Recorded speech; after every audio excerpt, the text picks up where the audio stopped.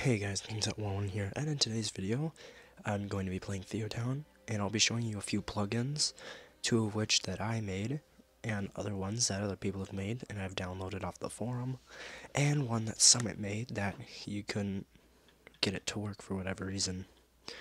So, the ones that I made are right here. They're called depolluters. This is the big one, this is the small one, and the name and the textures need work, but these are my first two plugins, so whatever. I think the scale is mostly correct, except for maybe these parking spaces that could probably be bigger, but whatever. So if you couldn't tell by the name, these things will reduce pollution in your city. I'll show you by taking one of the worst polluting things in this town, and it's pretty big at the moment, but because I have a bunch of depolluters over here, which I'll remove so you can see the full extent of this thing's pollution, it's pretty big. But if I have, like, let's just say the small depolluter, it reduces it. Now this one's a lot less expensive than the big one. This one, I'll show you the prices later, but as you can see, it reduces pollution. It doesn't completely get rid of it, because that's just how TheoTown works. Yeah, background noise as usual. Anyways, it reduces it by a lot, but if you think that's a lot, you haven't seen this one yet. We'll place this down. This thing's range can cover almost this whole map, and this is a big map, so that's something you should consider. It costs $90,000 a month, but it's worth it because look at its range. Even all the way over here, it's reduced. So, yeah, you can use these to maybe put industrial things near residential without having to use farms. But when it's right next to it, it only has its range of pollution is only a few blocks.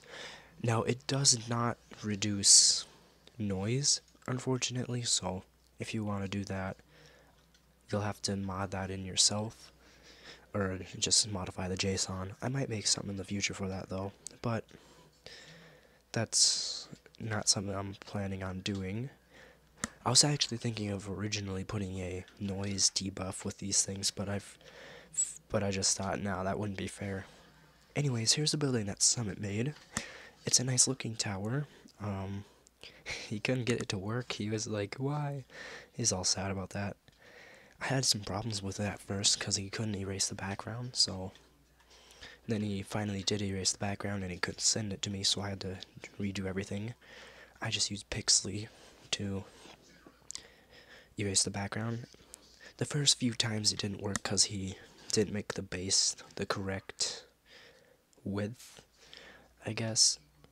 Like, there's these few pixels down here in the bottom of the texture, and they need to be exactly correct for the game to put the building in there correctly without it floating above the void. Yeah, it's this weird graphical glitch that happens when you don't make buildings right, but I fixed it eventually, but you still can't download it.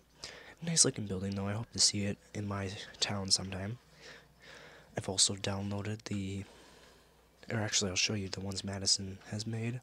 He made these marble plazas. He's also made a few other things, like these, just small little parks for decoration. I did find out one limitation of the plugins. Like, if you haven't known about this, there's this big image that holds all the textures in TheoTown. Well, the plugins are put on that too, so we can't have unlimited plugins, unfortunately. It's kinda sad.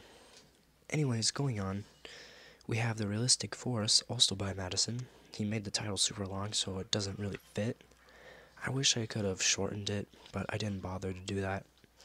These basically are just to make forests that are denser than what you can get in the game. I mean, is that no, that's not the same texture. It looks kind of the same though. I don't know. Maybe these trees were added after Madison made the plugin. Who knows? Still, it looks nice, and it might be useful if you want non-snowy trees in a snowy town. Oh, I think I finally figured out.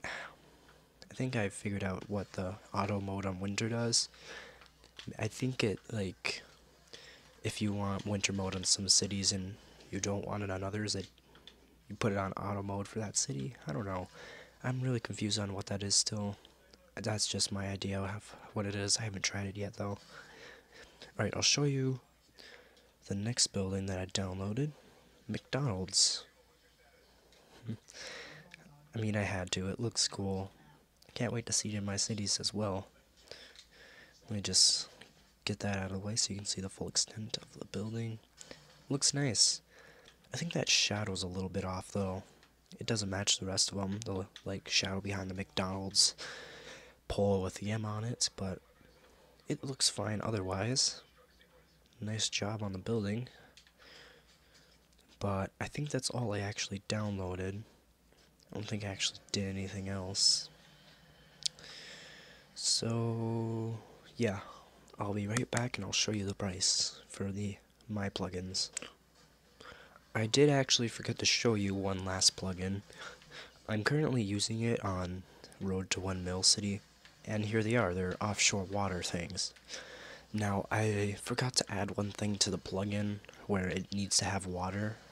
The guy who made that plugin, I copied his thing, but he forgot to put it in there, so I also forgot.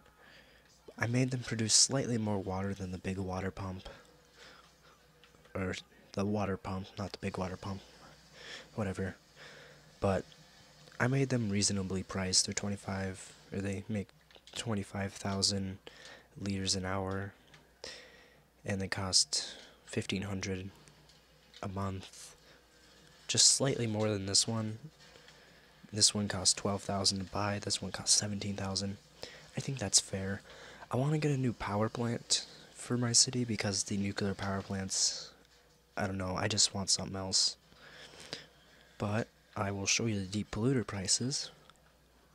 The small one, because of the huge difference in the big one had way more range than this one, I made this one like way more expensive. As you can see, this one's only $30,000 and 2,500 a month. This one's 90,000 a month and 250,000.